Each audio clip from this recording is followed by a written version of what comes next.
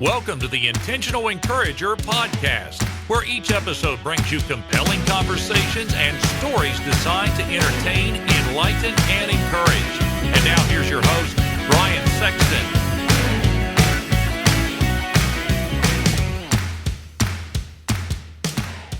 Hey everybody, Brian Sexton. You know what's really important to me when I do business with a company is trust and transparency. I've been telling you now for a good while about my buddy Damon Burton and his company, SEO National, because trust and transparency are just as important to them. You know, for the last 15 years, in the search engine optimization space, they have been leading the way and serving people tremendously well. Now, for those of you that don't know what SEO is, it stands for search engine optimization. It helps you show up higher on Google searches so that folks that are looking for what you have find you quicker. And you know what's really encouraging? More revenue, more sales, growing your business. Do me a favor, get in touch with Damon and his team today at SEO National at 855-736-6285 or go to SEOnational.com and get your free quote and tell them you heard it on the Intentional Encourager podcast. I hope you're ready, because here comes a dynamite conversation on the Intentional Encourager podcast. And welcome into the Intentional Encourager podcast. I'm your host, Brian Sexton. Thank you for joining us again today. Hey, I got to ask you a question. And as you can see, we're back in the studio, and I'm loving it. We've done some shows on the road. Background's been a little different. Mic's been a little different, but back in the studio, and it reunited, and it feels so good. But I got a question for you. Have you ever met an EQ gangster? If not, you're going to meet one today. As you can see, now if you're watching on YouTube, you can see behind him, he is a member of the EQ Mafia. So again, you know, we have stepped into the EQ underworld today for this podcast. But you can go to his website, EQGangster.com, EQGangster, EQGangster.com, or you could just stick around for a little bit and listen to this conversation with Noble Gibbens, who joins me on the Intentional Encourager podcast. Noble, what's good? How you doing today? Big B, it's good to meet you, man. Thanks Big for B, having yeah, me. I got it on my shirt, man. Well, as we record this, I am a lifelong Cincinnati Bengals football fan. People that listen to this podcast know that this season has been a magical carpet ride, and I have some other calls later today, and so I thought, man, I'm going to rock this out, you know, kind of dress it up a little bit with the orange collared shirt underneath it, but you know, I feel like I should be doing like Bengals game plan or something like that. I feel like I should be doing a show where I break down tomorrow's matchup with the Tennessee Titans. But instead, we're going to have a great conversation with you today, Noble. And so, man, let's start here. And I've started every podcast here for the last foreseeable future. And that is this. We are in some unusual times right now. We've been in unusual times for about the last couple of years. I know what it's been like for my family and I, for people that live in my state of West Virginia. We have 1.8 million people, but I want to know what it's been like for you the last couple of years. We will get through this pandemic. I have no doubt that we're going to come out the other side. But what's one lesson that you've learned, either professionally or personally or spiritually, the last couple of years that you took out of this time that you're going to carry forward once this thing's over with? Develop, create, and continue a consistent emotional fitness program. If you do not have an emotional fitness program, especially over the past 2 years, and especially going forward, I strongly encourage you to begin one. My emotional fitness program over the last 2 years has been absolutely critical in my journey. It's impacted every area of my life, my faith, my family, my parenting, my finances, my fitness, every area. So that'd be my biggest thing is develop an emotional fitness program. You know, I got to jump in here early in the conversation because again, you hit something there, because I know people are going to say, and I kind of felt that invisible tap on the shoulder here. People are saying, but wait a minute. You mean I don't need to get my body right? I don't need to, I spent money on a personal trainer, Noble. Come on, man. I did the New Year's resolution where I was going to dive into the keto diet and get a personal trainer and show up at the gym. And, we forget the mind has to be fit before the body gets fit. And I think a lot of times in our society, Noble, we've gotten that concept backwards, right? So take me through how a person figures out their emotional fitness. I think that's beautiful what you just said to lead off the show. Thank you, Brian. So, there's a couple things here, a couple principles. So I read a book by Peter Scazzaro. He wrote a book called Emotionally Healthy Spirituality. And the subtitle to the book was, "It's impossible to be spiritually mature while remaining emotionally immature." And I had zero emotional awareness 4 years ago. The emotional clue bus drove by my house for many years and I just waved at it. Never had an idea. I was emotionally clueless, no concept of feelings and emotions. And, because I developed it in my family of origin, which all of us, by the way, develop our emotional foundations in our childhood. And every single person leaves their childhood with some sort of emotional baggage, even if you had Leave It to Beaver parents. So yeah, because I look at that situation and I say, well, I had a mom, dad, great family unit system. I mean, man, if I wanted to entertain myself, I went outside, and if I didn't have anybody to play ball with, I just played ball myself or in my room or something like that. Like I found ways to keep myself entertained and things like that. And I know that's not everybody's childhood. But when you think about that and it tying into encouragement, and I think that's so beautiful, Noble, because a lot of people talk about the things that they repressed as a child, right? You hear a lot of people say, well, I didn't realize until I got this in order, I had this life event or something like that, that I was carrying around this baggage and it affected me, and I was just pushing it aside. And I had a guest on recently that told me that, man, I just pushed it aside and pushed it aside and pushed until I couldn't push it. And they had been sexually abused as a child, and they just kept beating it back and beating it back and beating it back. I love what you said about those things shaping us as we get into adults, and we come to that point with fitness where, we have a heart attack, a stroke, or you go to the doctor, it's like, man, you're going to die if you don't lose weight, which was what happened to me in 2008. We don't take the same stock, though, in our emotional well-being and things like that. Talk about why, in your experience, people fail to really dive deep into their emotional fitness. Is it they're afraid of facing those things, or is it just laziness? Like, what is it? Yeah, so a couple things. So, and I don't want to forget about your first question about what does an emotional fitness program look like, but to answer this most recent question first, especially our generation, how many people, period, in our country have been trained on how to acknowledge, identify, manage, and process our own emotions? 99% of people have not ever, but we all have emotions and feelings. It's like blood type, right? You can't, even my logic people I'm very logical. Yeah. Every single person has emotions, but how many of us have been trained on how to use, how to read, how to identify, how to process, right? So very, very few people. So for me, my deal was I had no awareness of feelings and emotions. I grew up in a house where my mom is a 4'10" little Hispanic lady. My dad was a big giant white guy. He was an ER doctor. And we would yell and scream at each other, not my dad, but the rest of us would yell and scream at each other, and then come back an hour later and act like nothing happened. Literally, like, hey, what's for dinner? How'd the Bears do, or whatever? And so there's zero conflict resolution. I learned how to stuff and avoid, and carry that into. Of course, I joined the Army, go to West Point, go to Ranger School, become an infantry officer, learning nothing about emotions and feelings there, going to the business world for 20 some years, learn nothing about emotions and feelings there. So here I am in my third quarter of life and have absolutely zero clue about emotions and feelings. The second thing is the reason why. So number one, no one's been trained on it. Number two is, emotions are not, it's not an easy language to learn. It's not like learning, I don't know, it's not, English is hard, I'm sure, for a lot of the foreigners. It's not like, Chinese is hard, Arabic is hard. Learning emotions is hard.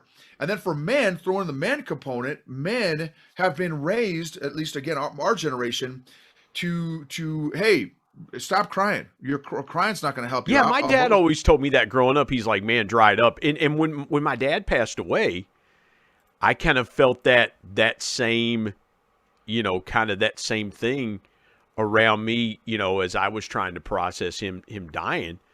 And it was like, man, dry it up. We got work to do, dry it up. So I didn't mean to jump in there, but you hit on that. But again, I think, too, you were talking about the lack of training and a lack of awareness. That's the same thing when I talk to people about intentional encouragement. A lot of people would just go, well, why should that apply to us? Or the same thing in business. Why should our employees, and we'll go there in a few minutes, why should we check on their emotional well-being and their emotional quotient? I got to ask you this. You talked about the third quarter of your life, and I love that football analogy. Why do you think it takes some people to the second and third quarter? Because football teams are like that. And I've watched my Bengals do that this year. You mentioned the Bears. The Bears were kicking their tails earlier this year because they kept turning the ball over and things like that. But late in the game, Joe Burrow and those guys were within 3 points. I mean, they had overcome those turnovers, and they were driving to win that football game. Why do you think for some people it takes them till late in the game to figure out their emotional quotient or their emotional well-being? Yeah, so again, we're not trained on it. Number two, again, it's hard. It's hard work. Getting emotionally fit is hard work. It's like, if getting healthier physically is hard. Like you gotta sweat. You gotta put in the time. You gotta put in the gym time. You gotta put in the miles. You gotta, I do Brazilian jiu-jitsu. You gotta put in mat time to get physically fit and healthy, and the eating and everything else. Getting emotionally fit is not easy, especially when you don't speak the language. Hey, do this. Hey, let's do jujitsu together. Well, I've never done it before. I don't care. Do it anyway, right? That's not super exciting for somebody that's never been trained on how to do jujitsu. Same thing with someone who's never been trained on how to do emotions and handle emotions and process emotions. Hey, you need to become emotionally fit. Well, I don't speak emotional language. I don't care. Get emotionally fit. So a lot of people, again, it's that they don't have the awareness, they don't know. But again, it's not hard. It's not easy, and it's not sexy, right? It's not necessarily fun work either, but it is so worth it getting emotionally healthy on the other end. Every single area of my life has changed as a result of me getting emotionally healthier. And so that's a great thought that you bring up there, because a lot of people, we talk about getting fit externally. I know when I had weight loss surgery and I lost a ton of weight, people are like, man, you look so good. Those same people were not like, when I was 350 pounds, they weren't like, hey, Brian, you look awesome. Have another cheeseburger. Go get you another Big Mac, man. You deserve it. You look great. They weren't telling me that. I know people were secretly going, man, this guy's eating himself to death. I'm afraid he's gonna have a heart attack or something like that. We look at the outside of people, and it's not noble. What really, I guess, what perplexes me, and again, in this times that we're in, they're like, well, if, you got to talk to somebody, you got to do this, you got to do that. I don't think people realize that vulnerability is not. It doesn't just flow like a river.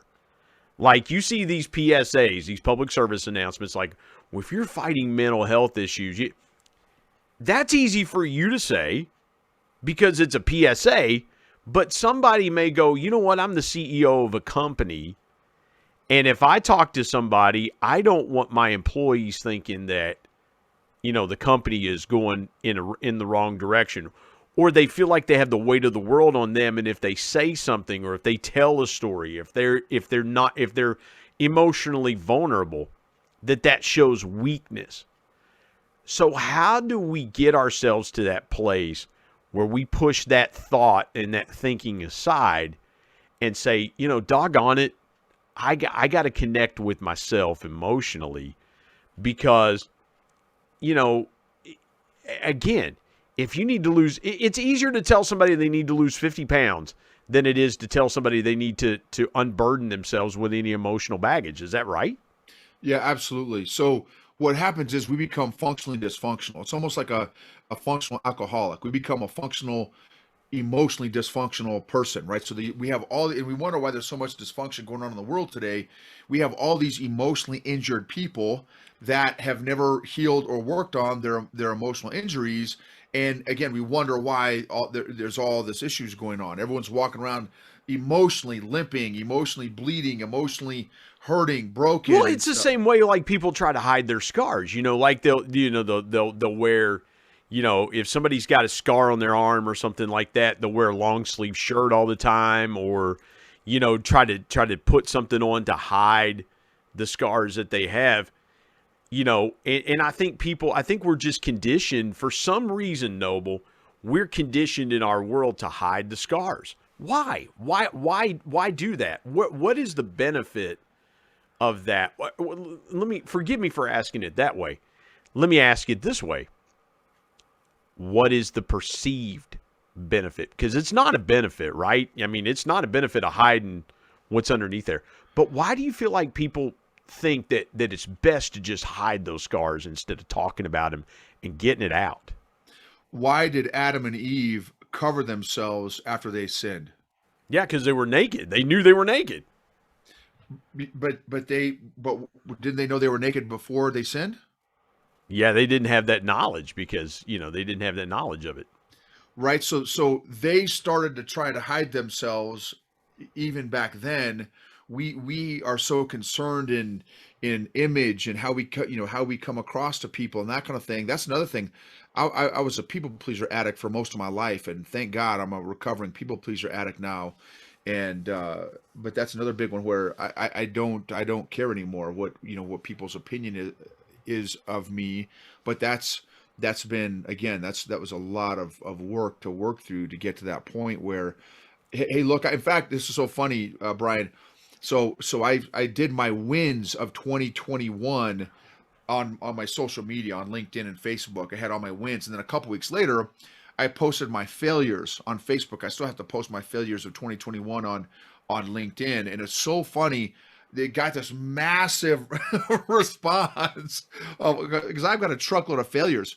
And my preface was, look, I don't want people to think that I've got this Instagram lifestyle that everything is rainbows and unicorns and skittle farts. I got junk in my trunk that I'm still working through, right? And so that's the biggest piece of encouragement, Noble. Forgive me for jump. That's the biggest piece of encouragement a lot of times for people is to see that somebody else has walked that road along with them. Like, crap, I'm not the only one that has stumbled and fell that way. And that's why we do the podcast, is because I want to tell the stories of people like you that have that emotional junk in their trunk, that have survived some stuff and have come out the other side, and they're saying, listen, if God brought me out of the other side of this, he can bring you out of the other side of this. So yeah, man, I love that. And I think too many times, Noble, we like to hit the like button on the social to go, oh, that's nice. Good job, Noble. You succeeded in 2020. The golf clap. Like, good for you, Noble. I almost feel like you want to pat somebody on the head. Remember Benny Hill? Remember the Benny Hill show? He pat the little bald guy on the head. Like, good for you. But nobody wants to walk with us through the failures. Like, oh, sorry about that, dude. You fumbled the ball. Oh, man. Coach is going to bench you. Oh, And so I love that, man. Real quick before we go to break. What do you see as the number one reason why most people and most businesses, most leaders are so afraid to get in touch with their EQ? It's uncomfortable and it's hard work. That would be what I would say. It's uncomfortable and it's hard work, and they don't know. They don't know how to start. They don't know what to do. They've never been trained. Man, that is so good. Let's step aside, take a break. When we come back, I want to dive into becoming an EQ gangster. All right, we're gonna I don't want to. I almost feel like we should get jiggy with it, but we're not going to do that. You know, we're going to keep it. We're going to keep it 100 for the kids out there. But I'm telling you what a powerful conversation. And then a little bit later, we're going to tell Noble's incredible story. But when we come back, we're going to talk about being an EQ gangster. And we're going to dive a little bit deeper into this fascinating conversation. My guest, the EQ gangster, Noble Gibbens, joins me on the Intentional Courage podcast. You come back in just a moment.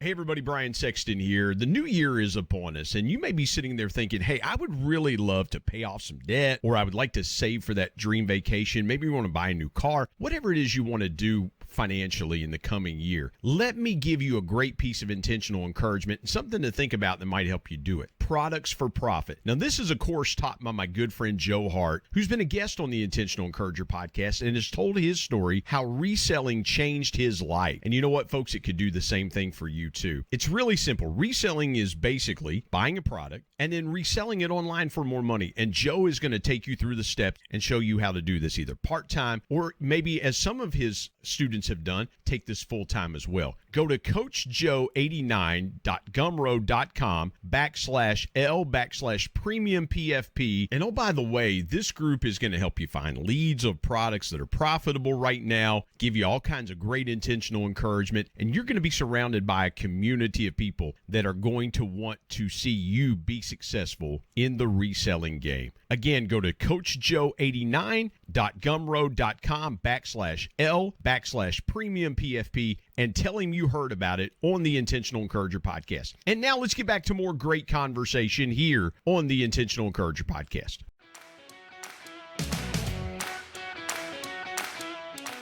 Noble, we dove into a lot of stuff before the break. We dove into quite a bit of stuff. And man, thank you for flowing with that conversation.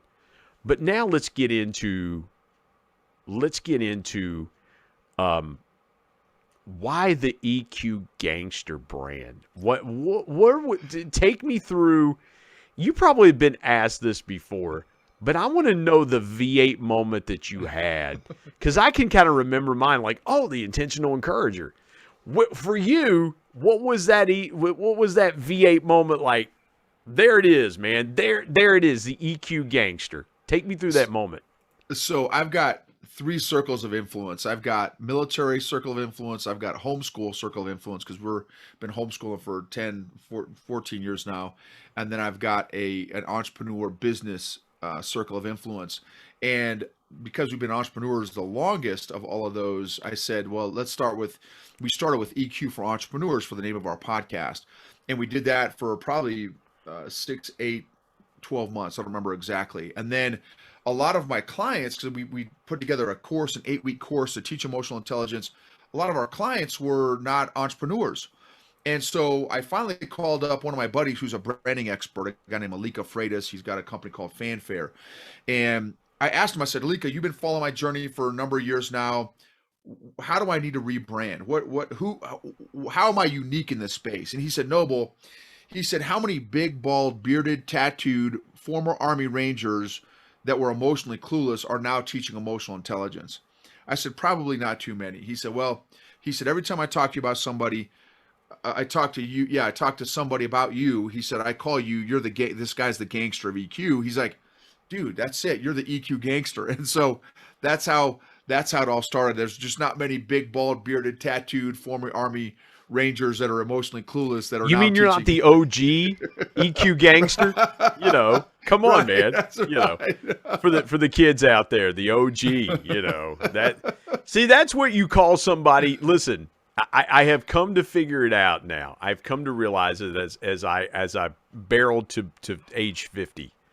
When somebody younger calls you an OG, what they're telling you is OG stands for old guy.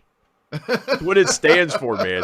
It's not original gangster anymore, man. OG stands for old guy. That's or right. Old goat or old geezer, something like that. But no, that is so cool, man. When and again, we have had such a negative connotation over the years of the word gangster, right? Yeah. Because it's either promoting violence or it's promoting something else. And again, I'm not trying to stereotype or anything like that. It's just the word gangster has always had a negative connotation. When you think about what the word gangster means to you and how it applies to how you help people, how do you redefine the word gangster? So a couple of things. So the name and the image makes it very approachable and a low barrier to entry for men specifically. Now there's a lot of women that I work with as well. Yeah. But a lot of men, like, there's definitely the appeal, the curb appeal, so to speak, with the name. For me, the EQ Gangster is somebody that is willing to do very hard work. Right, someone that's willing to do very hard work and unorthodox. Working with emotions is kind of it shouldn't be, and it's funny even saying this, but it's unorthodox. Like, most people are not working on this stuff. Most people don't have an emotional fitness program, and so an EQ Gangster is somebody that is willing to do the hard work, unorthodox work of working on their emotions and sticking with it. And again, doing that hard, sometimes dirty work, which dealing with emotions and stuff oftentimes is dirty work. Yeah, and here's the thing, and here's what I'll say about that. And I want to take a step forward with that. I love what you said there, because again, the negative stereotypical connotation, you're right, is that gangsters do dirty work. They're into crime and things like that. And again, I'm trying not to stereotype, but I want to pull out. I want to pull out the crux of the work that you do, because in everything that, and you talked about getting with the branding expert, and I think that's brilliant, because there's got to be, if I went around and I said, I've got the Intentional Encourager podcast, but I slammed people all the time, be like, dude, you're a hypocrite, man. Why would you have that? No, it sounds cool, stuff like that. But there really is some deep,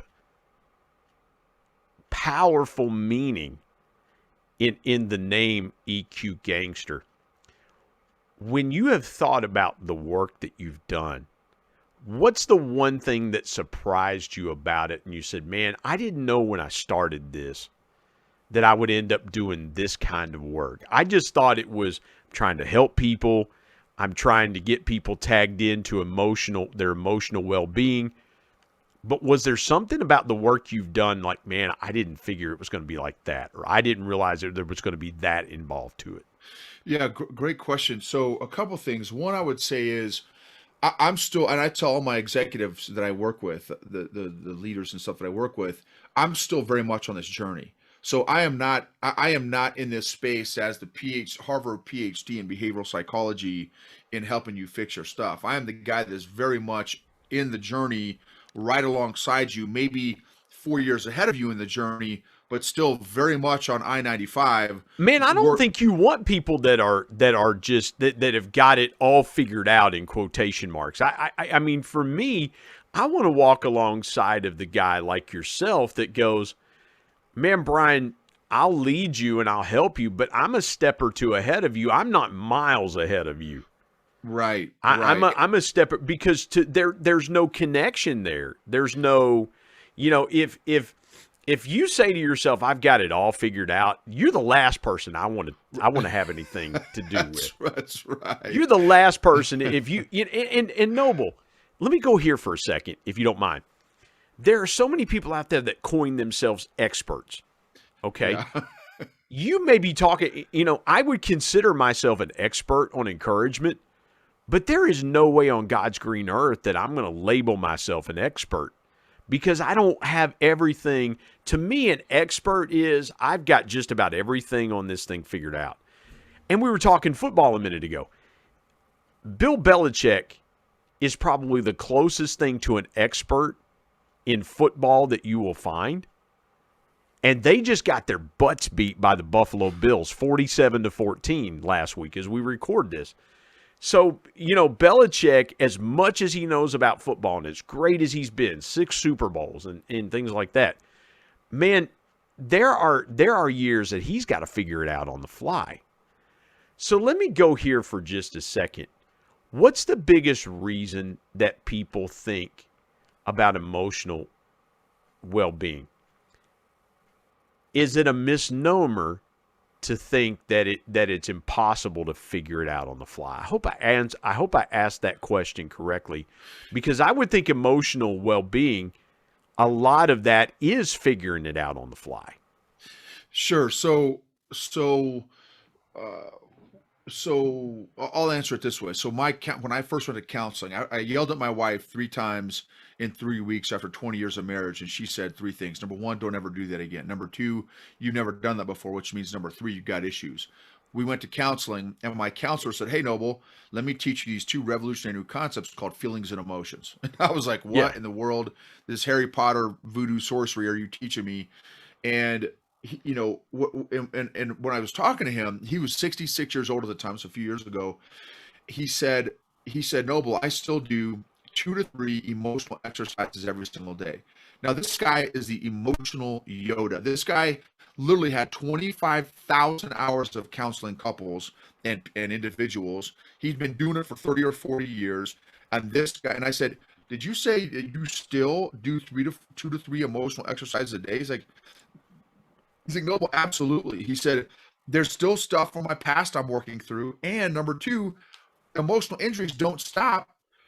Like you may have gotten emotionally injured today from somebody. Maybe, you know what I mean?" So he's like, "You're always working on it." So it really helped manage my expectations and set my expectations with this, is that I'm emotionally healthier, but I never say that I'm emotionally healthy. I just say that I'm emotionally healthier because it's an ongoing journey. Like when should you stop reading the Bible? When should you stop exercising? Never. Like you should always do your spiritual fitness. You should always do your physical fitness. And I'm just trying to champion. We should also always be doing emotional fitness. I love what you said there, because I look at guys who are former offensive linemen that retire from the NFL and they lose a ton of weight. Like all this time to play offensive line, they had to be 300, 310, 320, 330. And then they stopped playing football. One comes to mind is a guy named Joe Thomas. He played tackle for the Browns for 10 or 11 years, Hall of Fame tackle. And you look at Joe Thomas today, he lost like 100 pounds. Wow. After he stopped playing football, because he didn't have to pack all these things around. He started shedding weight that he didn't need. And Noble, we'll get into that part of your story here in a minute. It sounds like to me that with emotional well-being, the first thing to start doing is to start shedding some weight emotionally. How hard is it for people to start shedding weight emotionally? So, okay, that's a good question, Brian. So let me, that's an interesting question. So I'll answer it this way. So it's very easy to start an emotional fitness program. It takes time, just like in physical fitness, it takes time for that to feel the effects and see the effects of losing emotional fat. Mm-hmm. Just like, again, I start, my physical fitness program, I may not see results for 90 days, so to speak, right? So, but I'm getting healthier, So here's my analogy. So I call it Go Aped. So here's an emotional fitness program looks like. I call it Go Aped, APED. And I use that acronym and analogy for this reason. When I was a little kid, and this for many of us, but this is my story. When I was a little kid, again, in my family, we never talked about emotions and feelings. I would stuff them. So it's fine when you're stuffing all your emotional injuries and you're feeding this cute, furry, fuzzy little monkey that you kind of lock in the basement, again, as a stuffer and avoider. So boom, but when you, after year after year, decade after decade of emotional injuries that you're feeding to this cute, furry, fuzzy little monkey, when you do that for 4 decades like me, this guy's an 800-pound gorilla now. Well, and why did I yell at my wife? Because I could no longer control that emotional gorilla that I'd been feeding in the basement, that I tried to keep locked out of the basement under lock and key. He finally let himself out. It's when I yelled at my wife 3 times in 3 weeks. And so that go aped is acknowledge your emotions. And I recommend, there's 2 ways that I recommend folks do that. I have an app, it's not my app, but it's an app that I use with all my executive clients called Mood Meter. Download the Mood Meter app. It's 99 cents on the App Store. It's not mine. I don't know whose it is, but it's a great app to develop self-awareness. So acknowledge is use that Mood Meter app. Also, you can print off Google emotion wheel. And it's an emotion wheel. If you're on YouTube, you're watching this, that's what it looks like, the emotion wheel. You print that out, stick it on your desk at work, stick it at your refrigerator at home, and start growing your emotional vocabulary. Also, listen to my podcast to help grow your emotional vocabulary. That's A, acknowledge your emotions. P is permission to feel. Give yourself permission to feel each of those emotions. A psychologist for 30, 40 years said it takes the body 60 to 90 seconds to feel an emotion. So set your alarm, allow yourself to feel each of those emotions that you acknowledge in the A. So APE is express, journal. There's all kinds of research on the power and the catharsis, the healing power of journaling. That's APE. And then the final one, the D, is discuss. Discuss your emotions with somebody else. But again, the disclaimer or the thing to be aware of is make sure that whoever you're discussing with, that they're safe and they're not judging you, that they're a safe place for you to express your emotions. So APED, acknowledge, permission to feel, express, and discuss. Man, I love that. I love that. Let's step aside and take a break because I really want to get into your story because you've alluded to a couple of things in it. So I want to make sure that we save the time in the room that we need to go into your story. My guest is the EQ Gangster Noble Gibbens. Joining me on the Intentional Encourager podcast. You're not going to want to miss the rest of this conversation. Come back in just a moment.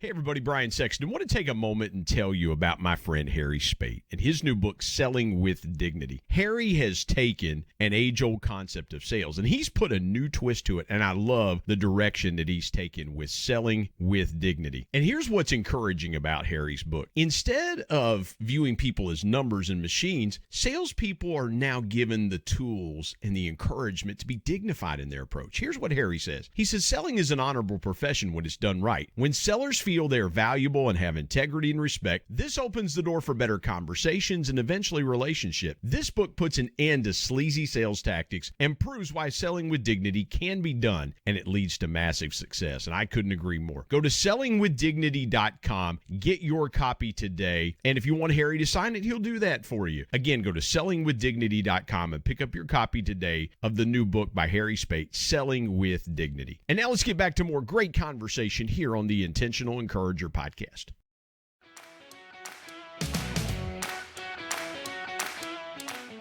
Noble, let's get into your story, man. I promise, as diametrically opposed as the last few minutes have gone, I promise I will not jump in unless just something hits me and I'm like, man, I got to ask this. I got to follow up. But take me through your story, if you would.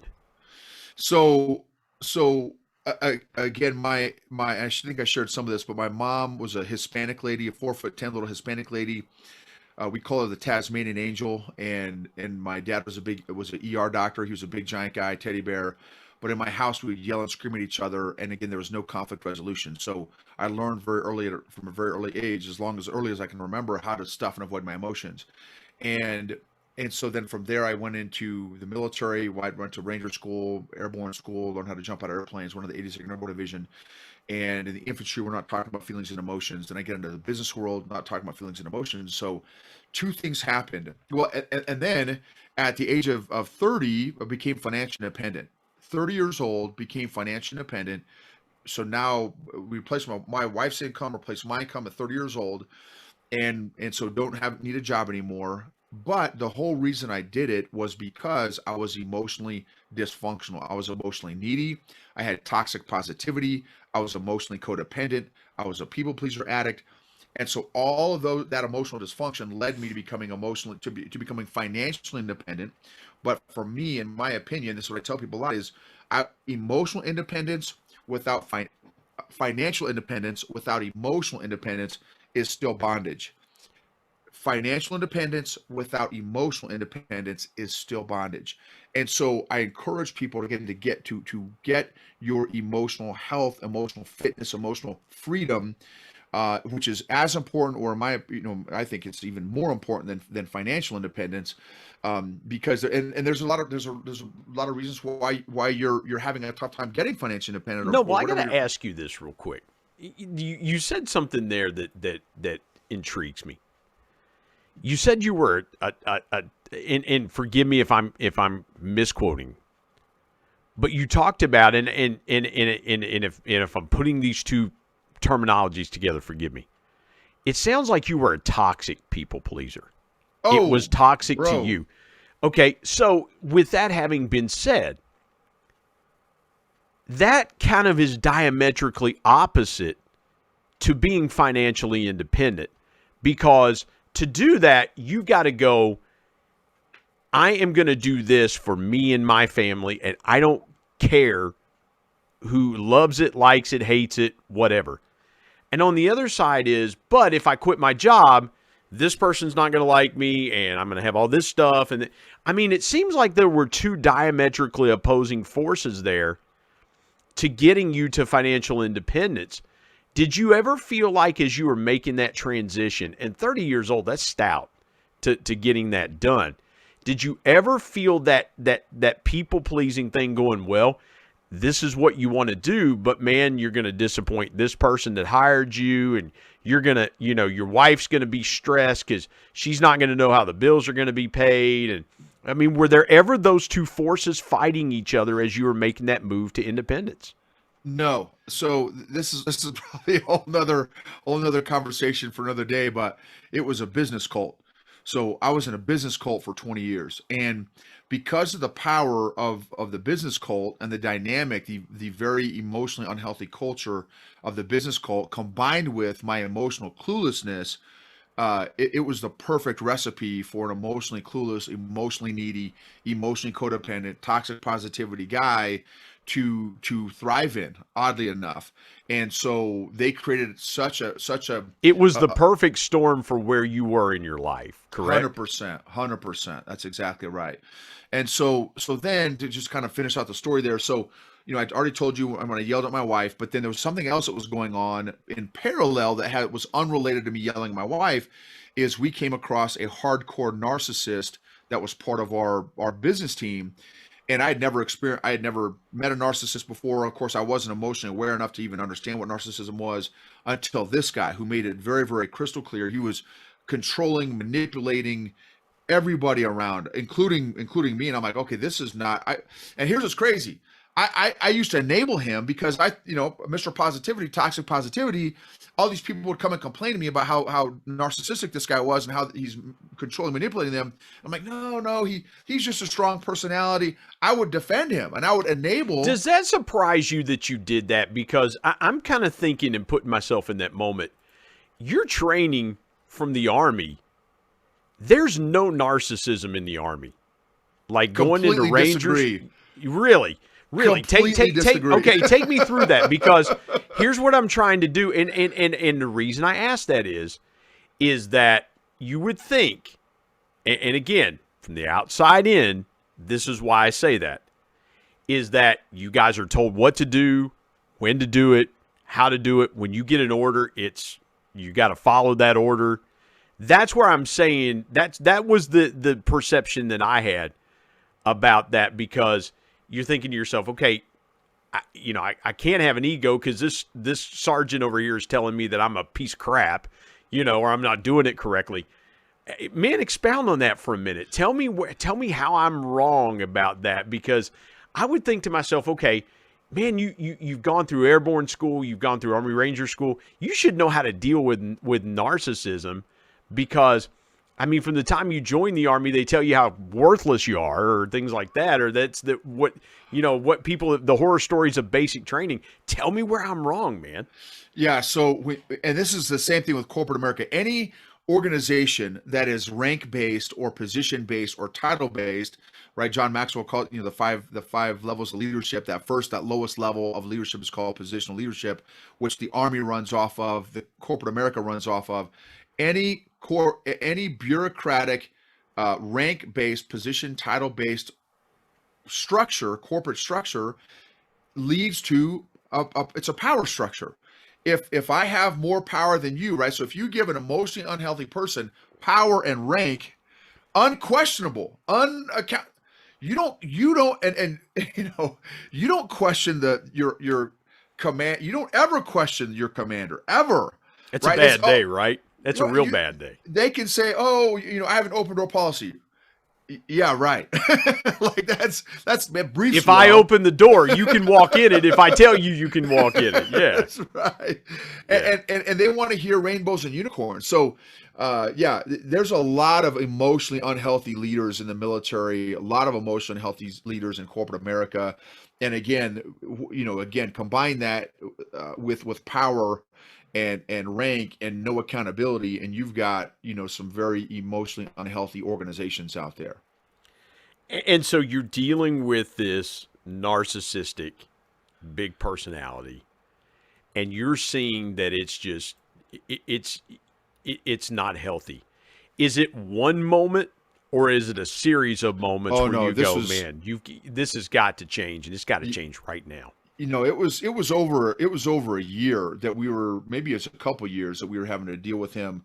And again, it was still when I was emotionally unhealthy. So I didn't handle it right. But that started between when I yelled at my wife and dealing with this guy, that's when we went to counseling. And then as soon as we started getting healthier emotionally, I'm like, oh, okay, no, this is way messed up. And that's what gave me the awareness to be like, this environment that I've been operating in for 20 years is messed up. And when I started going to my quote unquote chain of command in the business cult, I got gaslighted. Oh, Noble, it's just you. There's nothing to see here. Every winning organization has the same characteristics and traits. I'm like, okay, I'm out because I'm not getting gaslighted. I'm not going to deal with this anymore. So anyway, yeah, that was kind of my story of how I got on this whole, EQ train and started to get emotionally healthy. And again, still very much on my emotional fitness program to get as healthy as I can be emotionally. I've got two more questions for you, and I so appreciate your time. Share with me the biggest obstacle that you faced, either professionally or personally, in getting to that point. Was there a burning bush kind of moment for you, like, oh man, this has got to change right now, or something bad's about to happen? Yeah. So again, just the massive acknowledgement of my emotional immaturity. So there's two, and there was another story too that I forgot to tell you. So when I yelled at my wife again the third time, she's like, "Dude, this is not how you roll. Like, what's going on with you? You got issues, right?" But then there was another time shortly before that. My daughter was like 10 at the time, and I don't even remember what happened, but like it was raining outside. It was nighttime in our living room, and all of a sudden she flips out. I'm talking like on a Richter scale, she was like 10. She was complete meltdown, freaking out. Excuse me. Well, because I was emotionally immature and had no awareness.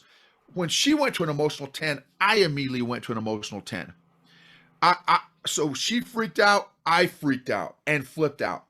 And I literally had to physically remove myself from the room because I completely lost control. I was completely emotionally hijacked, completely emotionally triggered, and I was shaken. I was so scared, like, oh my gosh, like if I can't control myself, what crap? I don't want to hurt my wife. I don't want to hurt my daughter. Like, what's wrong with me? Like, there's something seriously wrong with me when I can't control what's going on anymore. Like, something's up. And so that was like, okay, I need help big time. Man, again, been there, done that. I mean, this has been such powerful conversation because I think we could all see moments in our life like that. So share with me your biggest piece of intentional encouragement for folks out there. So unaddressed emotions don't get better over time. They actually compound. Unaddressed emotions do not get better over time. They actually compound. If you don't deal with your emotional injuries and your emotional issues, your friends, family, and coworkers will be forced to. If you don't deal with your emotional injuries, your friends, family, and coworkers will be forced to. And the last one, emotionally healthy people help heal other people emotionally. Emotionally healthy people help heal other people emotionally. You are worth getting your best self, becoming your best self, becoming all that God wants you to be by becoming healthier emotionally.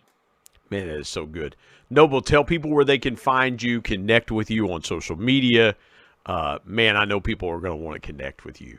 Sure. Thanks, Brian. So EQGangster.com is our website. Social media is EQ Gangster, Instagram, Facebook, Noble Gibbens, also NOBLEGIBBENS on LinkedIn, Facebook, also a lot of different spots, but EQGangster.com is our website, and they can reach us from there. Man, Noble Gibbens, this has been incredible conversation, and man, thank you, one, for being transparent, and two, for sharing with us a very, very important thing. I wasn't aware of this until today, man.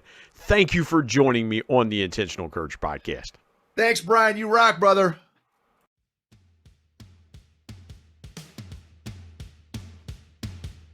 My thanks as always to producer Bryce Sexton and technical advisor Matt Means. And of course, the ultimate thanks goes to the Lord Jesus Christ, who provides intentional encouragement every day through his word. If you're not subscribed to the Intentional Encourager podcast, hit the subscribe button wherever you get podcasts so you don't miss an exciting episode where you can get encouraged and stay encouraged. And remember, anyone, anywhere, at any time, any place can be an intentional encourager.